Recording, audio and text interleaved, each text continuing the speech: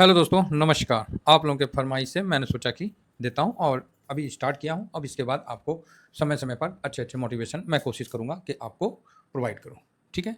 तो फिलहाल एक बार थोड़ा-सा अपने मस्तिष्क पे जो डस्ट बैठ गया है, उसको एक बार थोड़ा-सा झाड़ते हैं और फिर धीरे-धीरे आगे की तरफ बढ़ते हैं। सबसे पहले देखिए, वेल्थ बनाना इतना आसान नहीं है। बोला नहीं, पैसा तो कोई भी बना लेगा, लेकिन पैसा बनाते रहना, वहाँ टिके रहना इतना आसान नहीं है। तो सबसे पहली बात कि सीखना कभी मत छोड़ो। वॉरेन बफे साहब जो-जो बोले हैं, उस बात पे हम थोड़ा-सा एक बार नज़र मार लेते हैं कि सीखना कभी मत छोड़ो। लाइफ़ में जब तक आप जीवित हैं, जब तक साँस चल रहा है, जब तक आपका मतलब बॉडी में साँस है, तब तक सीखने हमेशा स्टूडेंट रहिए। कभी टीचर मत बनिए, हमेशा स्टूडेंट सीखने के लिए बड़ा अच्छा रहता है। और मैं बहुत-बहुत धन्यवाद देता हूँ उन लोगों का, जो काफ़ी अच्छे-अच्छे मुझे जो है सीखने के रिगार्डिंग भेजते हैं। मैं सीखता हूँ, जितना होता है मैं सीखता हूँ। हो सकता है कि उसकी गहराई इतनी ज़्यादा हो कि मैं नहीं कवर कर पाता हूँ, लेकिन अपने हिसाब से मेरे जितना होता है मैं कवर करने की पूरी कोशिश करता हूँ। तो आइए, सीखना कभी मत छोड़ें। अब बफेट साहब क्या कहते हैं सीखना नहीं छोड़ें, इनका क्या विचार है इस जगह हम थोड़ा-सा देख लेते हैं कि वॉरेन बफेट कहते हैं कि खुद में निवेश सबसे ज़रूरी होता है। ऐसे में रोज़ कुछ नया सीखो, चाहे किताबों से या ऑब्जर्वेशन से या मार्केट से या कहीं और से।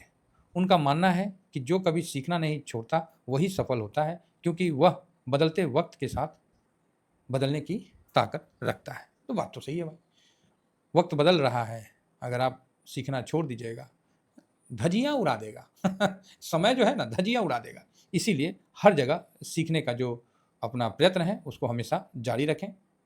और ऐसे में ही दूसरा नंबर उनका है कहना कि पहले समझो फिर निवेश करो। पहले समझो फिर निवेश करो। इन्वेस्ट करने का मतलब ये नहीं है कि गए पैसा आ गया जाके खरीद लिए, ऐसे होता है क्या? पहले समझो फिर इन्वेस्ट करो, इस चीज़ को हम समझ के चलें। वॉरेन बफे के अनुसार जो समझ नहीं आता है उसमें पैसा लगाना सबसे बड़ा रिस्क है। बहुत क्लियर वर्ड है। अरे जो धंधा समझ में ना है ना, उसमें हम अठन्नी नहीं लगाएँगे, ठीक है? उसमें हम चवन्नी नहीं लगाएँगे। उस पे स्टडी करते रहेंगे और जिस दिन स्टडी करके लगेगा कि हाँ भाई, अब हम समझ गए हैं, तब हम उस पे इन्वेस्ट करने का अपना व्यू देंगे। क्योंकि सर, पैसा एक बार निकल जाता है ना, बड़ा जतन से आता है, बहुत जतन से आता है, समझे ना? क्योंकि हम लोग उतने भी मतलब लकी नहीं हैं। हाँ, फिर हम लोग को क्या है कि पेशेंस के साथ काम करना पड़ता है और फिर समय निकल जाता है। तो मन में ऐसा लगता है ना कि यार, इतना पैसा जो हमने खर्च कर दिया ना, ये कहीं न कहीं इसको कमाने में अब मेरा जो समय निकल रहा है, ये गलत है। बात समझ में आई? यहाँ मतलब हम समय को पैसे से तोल रहे हैं दोनों अलग-अलग है। इस समय में आप क्या ग्रोथ कर जाइएगा कोई नहीं जानता है, ठीक है? जब आप ग्रोथ कर जाइएगा, टाइम का सही यूटिलाइज़ कर लीजिएगा, तो पैसा अपने आप बन जाएगा, ठीक है? तो ये चीज़ है। तो लेकिन इनका बिल्कुल सही कहना है कि पैसे को ना जहाँ समझ में नहीं आता है ना, वहाँ अठन्नी नहीं लगाना है। ऐसे तो अठन्नी चलता नहीं है ना? वहाँ कुछ नहीं लगाना है। तो ये चीज़ इनका क्लियर संकेत है। नेक्स्ट आगे बढ़ते हैं और क्वालिटी मतलब ये तो बोल रहे हैं क्वालिटी स्टॉक को चुना। इन्होंने उस समय क्वालिटी स्टॉक को चुना। बाद में फिर धीरे-धीरे इन्होंने भी इंडेक्स फंड में अपना ज़्यादा इन्वेस्ट कर दिया। बोलते हैं कि अक्सर लोग क्या है ना, सस्ता प्राइस देके क्वांटिटी से प्यार करते हैं। अरे भाई, क्वांटिटी से प्यार मत करिए, क्वालिटी से प्यार करिए, ठीक है? अभी मान लीजिए, अब हम लोग तो स्टॉक में जाते नहीं हैं, हम लोग का सारा इन्वेस्टमेंट ही इंडेक्स में है, तो हम तो क्वालिटी से प्यार करते हैं। अब उसमें भी क्या है कि जिसमें अच्छा वॉल्यूम वैल्यू हो, मतलब जिस तरह निफ्टी 20 थोड़ा महँगा है, बैंक 20 थोड़ा महँगा है, नेक्स्ट 50 जूनियर 20 थोड़ा महँगा है, उसका छोटा भी आता है। लेकिन उसे हम क्यों, हमको क्वालिटी से प्यार करना है और इसमें हम लोग परफेक्ट हैं। टीवीएसएम फैमिली परफेक्ट है, कोई डाउट नहीं है। नेक्स्ट चलते हैं, हर मौके के पीछे मत भागो। ओ भाई, हम लोग तो भागते ही नहीं है। ये वॉरेन बफेट साहब बोल रहे हैं कि हर मौके के पीछे मत भागो। ओ भाई, नहीं भागते चाचा, कहाँ भागते हैं? हम तो मार्केट को 2-3% दे देते हैं गिफ्ट के तौर पे। मैं तो यही बोलता हूँ ना। अब वॉरेन बफेट साहब भी देखिए, ठीक है? और ऐसा नहीं है कि ये चीज़ हम लोग को नहीं बताया गया, हम लोग को भी हमेशा बताया गया है। इसीलिए हम लोग को बीच-बीच में बोल दिया जाता है, हमारे शास्त्रों में बताया जाता है कि संतोषम परम सुखम, कहीं-कहीं बोल दिया जाता है। तो उसका ये मतलब है कि आपको जो मौका, जो रिस्क वाला चीज़ है नहीं समझ में आ रहा है, इन्वेस्ट मत करिए। जो मौका आपको, हर मौके के पीछे मत भागिए, हर अपॉर्च्युनिटी आपके लिए नहीं है, ठीक है? थोड़ा-सा इग्नोर करिए। ठीक है यार, 2% नहीं बना, चलो 5% नहीं बना, नहीं बना तो नहीं बना, समझ रहे हैं? तो कहीं न कहीं आपको तो स्टेबल होना पड़ेगा ना, कहीं न कहीं आपको तो स्टेबल होना पड़ेगा। ये नहीं हुआ कि अभी ये भाग रहा है तो ये हो गया, ये भाग रहा है ये हो गया। अभी अब हम लोग का है, एग्ज़ाम्पल के लिए बता रहे हैं, हम लोग का मान लीजिए हम 10-15 सेक्टर ब्रॉडर मार्केट में इन्वेस्ट कर रखे हैं, सपोज़ करिए। अब वहाँ क्या है कि हम हर मौका नहीं देखते हैं कि ये 1% भाग गया, जा ये तो 1% भाग गया, हम नहीं ले पाए। हम लोग ऐसा नहीं देखते हैं। हम लोग ठीक है ना, 2% मेरा लॉस भी चला जाता है, कोई बात नहीं, ठीक है। यार मार्केट में हर मौका को कवर करिएगा ना, तो फिर तो क्या बताएं, पॉसिबल नहीं है। एक को पकड़िएगा, एक छूटेगा, तो इसीलिए हर मौका को नहीं पकड़ना है, एक जगह स्टेबल होकर आगे बढ़ना है। यही इनका मतलब है। मैंने अपने देसी लैंग्वेज में इसको आपको समझा दिया, ठीक है। आगे बढ़ते हैं। नेक्स्ट इनका 5वां है, हमेशा लॉन्ग टर्म का सोचो। मतलब जो सोच है ना, वो पिद्दी भर की नहीं होनी चाहिए भाई, क्लियर है। वो पिद्दी सोच नहीं होना चाहिए, दिहाड़ी मजदूर वाला सोच नहीं होना चाहिए।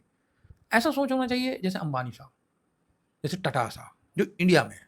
बोलने का तो बहुत कुछ बोल सकते हैं, लेकिन इन सब के बारे में भी आपको पता है कि इनका कोई भी विजन होता है ना। और आपको मैंने बताया है ना कि जो डेली कमाता है वो दिहाड़ी मजदूर होता है, जो वीकली में कमाता है, वीक में जिसको पैसा देते हैं वो ठेकेदारी मजदूर होता है, जिसको मंथली पैसा देते हैं उसको नौकर बोलते हैं, ठीक है। ये सब सिस्टम अंग्रेजों के द्वारा हमारे अंदर इंजेक्ट करके गया है, समझे। फिरंगी इंजेक्ट करके गया है सतुरा।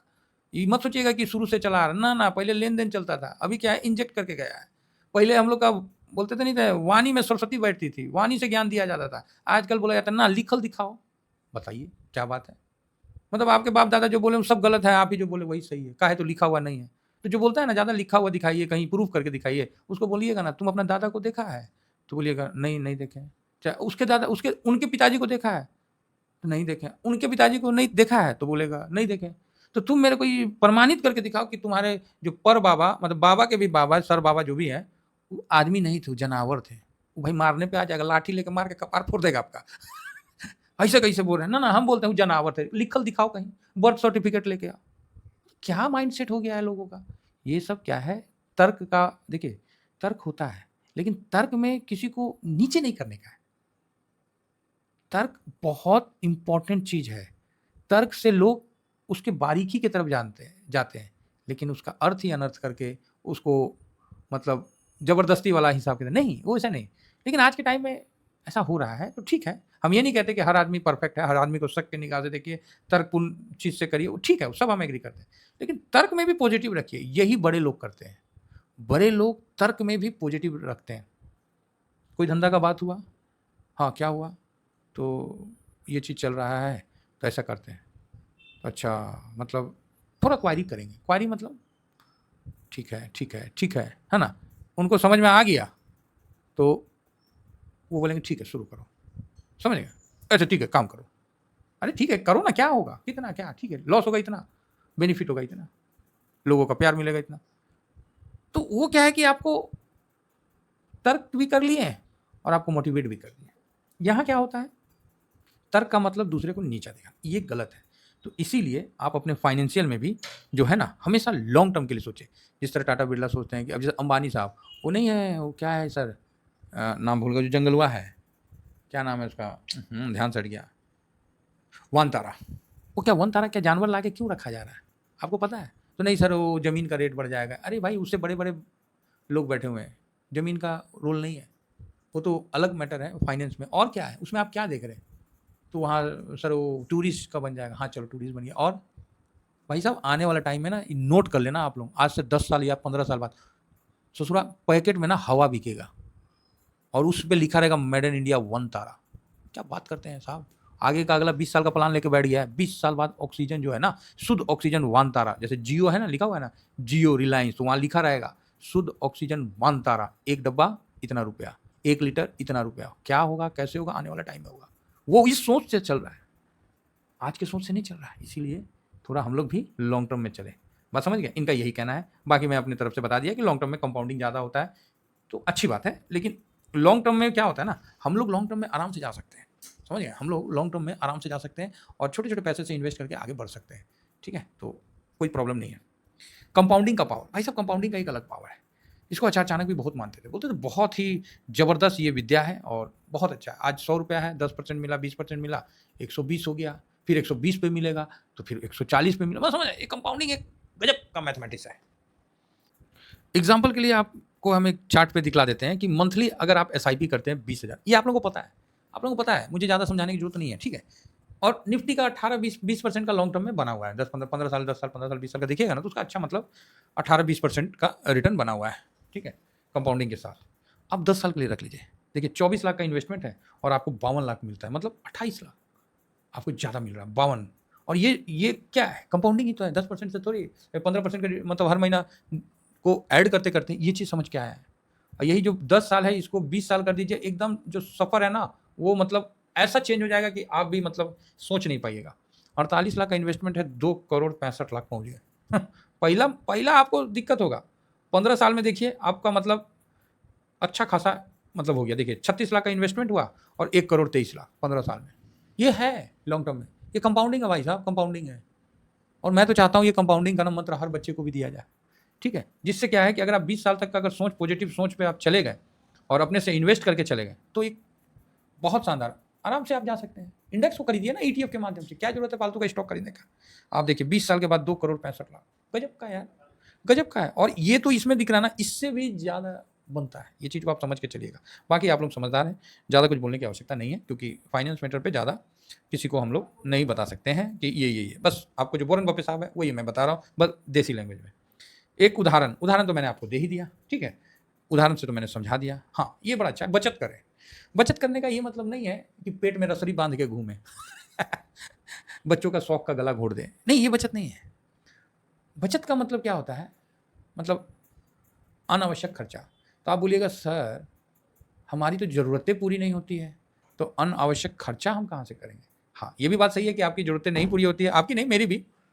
लेकिन क्या होता है ना, जो ज़रूरत है ना, वो डिमांड से ज़्यादा होने लगा। तो ज़रूरत कौन बढ़ाया? ज़रूरत आपका दिमाग बढ़ाया, तो किस लिए भाई?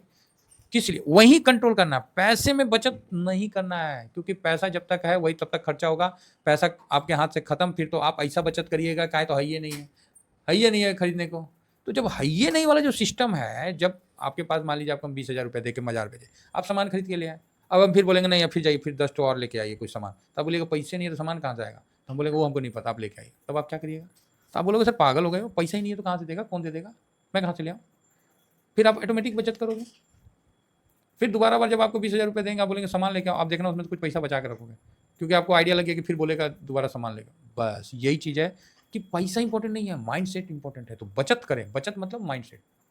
इसका ये भी मतलब आप समझ सकते हैं कि सर सामान तो आप जब चाहो तब खरीद लो, लेकिन एक बार पैसा निकल गया ना, तो सामान बेच के आप वापस से पैसा नहीं ला सकते हैं, चाहे आप सोना ही क्यों ना खरीद लें। आप सोना खरीद के गेट से उतरिए, मेकिंग चार्ज उसका 17%, 18% खट से कट जाएगा, काम खत्म। आप दोबारा बेचने जाइए उसी समय, मतलब गेट से खाली बाहर निकल के और उसको रिटर्न करने जाइए एज पर पॉलिसी। बाकी जान पहचान है तो एक अलग बात है, जाइए रिटर्न करने, बोले सर अब तो ये पुराना, मतलब इस पे तो हम इतना परसेंट बट्टा लेंगे, अब पता नहीं क्या क्या लेंगे। सोना पे साहब, बाकी सामान पे तो छोड़ ही दो, वो तो किलो के भाव में जाएगा, ठीक है? तो ये है बचत करें। चलिए नेक्स्ट, बाकी इनका जो अपना है तो वो देखिए, पॉइंट तो हमको लेना पड़ेगा, बाकी समझाने का तरीका मेरा अलग है। खर्चों पर करें कंट्रोल, हाँ वही चीज़ मैंने बता दिया ना, सामान तो खरीद लोगे साहब, सामान इतना रखो ना कि आपका जो ज़रूरत है वही रहे। अननेसेसरी सामान रखने की कोशिश मत करो, क्योंकि कोई भी सामान सिर्फ पैसे के साथ आया है और वो आपको क्लॉट कर देगा, आपका घर एक जाम कर देगा। काम है तब तक तो रखो, काम नहीं है तो साहब दूसरे के लिए छोड़ दो। एग्जाम्पल पता है, एक आदमी ना, दो गो आदमी था बाप बेटा, और नदी पार किया। तो नदी पार किया तो किससे किया? नाव से किया। अब नाव से जैसे किया, उसके सामने उसके रेंज रोवर रखा हुआ था, ठीक है? रेंज रोवर या जो भी है, डिफेंडर आप जो अच्छा समझते हो, या फॉर्चुनर जो भी है, या टाटा का बढ़िया जगवार रखा हुआ है, मतलब वहाँ उसको रिसीव करने के लिए। तो दोनों बाप बेटा उतरा नाव से, तुरंत अपना ड्रेस छोड़ा और नाव में बैठने मतलब गाड़ी में बैठने चला गया। अब उसका बेटा बोला ना, पापा हम लोग तो चले जाएंगे, भाई नौवा तो छूट गया, बताइए हमको कितना मुसीबत में काम दिया था, और एक कपड़ा हम कैसे छोड़ दें? हैं, बताइए अगर नाव नहीं रहता तो हम नदी कैसे पार करते? तो उसका पिताजी उसको यही चीज़ समझाया, बेटा सफ़र है, सफ़र में बहुत कुछ छोड़ना पड़ेगा, उसको माथा पे लेके जाओगे ना तो तुम्हारे लिए हेडक हो जाएगा। अब आप ही बताओ, मान लीजिए आपके पास जगवार है, अब जगवार के ऊपर नाव बांध के जाइएगा तो कैसे होगा? तो दुनिया हंसेगा ही ना, आपको भी लगेगा, और उसका जगवार भी खराब हो जाएगा, उसका जो है रफ्तार वो भी नहीं चल पाएगा। यही फैक्ट है सर। इसीलिए सामान जो है एक हिसाब से रखिए, और जब सामान हिसाब से रखिएगा तो खर्चा अपने आप कंट्रोल होगा, और झूठ मूठ का वो आपके घर में भी जगह नहीं छिपेगा। आज का डेट में आप अपने घर में झांक लीजिए ना, बिना मतलब का सामान फालतू की तरह पड़ा है, उस नौके की तरह, जिसने उस नौके को किसी और को दे दिया तो उसने सफ़र आसानी से क्रॉस कर दिया। चलिए नेक्स्ट, बचे हुए पैसा को इन्वेस्ट करो। ये तो भाई साहब बहुत फेवरेट चीज़ है, कि जो भी आपके खर्च करने के बाद जो बच जाता है उसको कभी इन्वेस्ट मत करो। तो आप बोलोगे क्यों? क्योंकि वो कभी बचेगा ही नहीं। आप बोलेगा अच्छा, हाँ वो कभी नहीं बचेगा। सबसे पहले इन्वेस्ट करो, उसके बाद जो पैसा बचा है उससे खर्च करो। खर्च में कटौती करो, इन्वेस्ट में मत करो, ठीक है? इस चीज़ को समझ के चलिए। अब इसका ये मतलब नहीं है कि लोन कटने वाला है बाबू, पैसा जोसे में डाल दिया उधर ना, हम पहले अपना नहीं, वो सब का मैनेजमेंट करके अगर किसी का 40,000 50,000 रुपया लोन करता है तो 2 महीना का एक्स्ट्रा पैसा उसमें पड़े रहना चाहिए आपके अकाउंट में। ठीक है, परिस्थिति कैसी भी हो सकती है, तो आपके पास कम से कम 60 दिन का समय मिल जाएगा। तब तक तो भैया खराब परिस्थिति का भी एक वसूल है कि वो भी नहीं टिकता है, वो भी निकल जाता है। आशा करता हूँ कि वॉरेन बफे का जो भी ये टॉपिक था आप लोगों को अच्छा लगा होगा, और मेरा समझाने का अंदाज देसी है तो मैंने देसी में ही समझाया। Thank you very much. जय हिंद, जय भारत।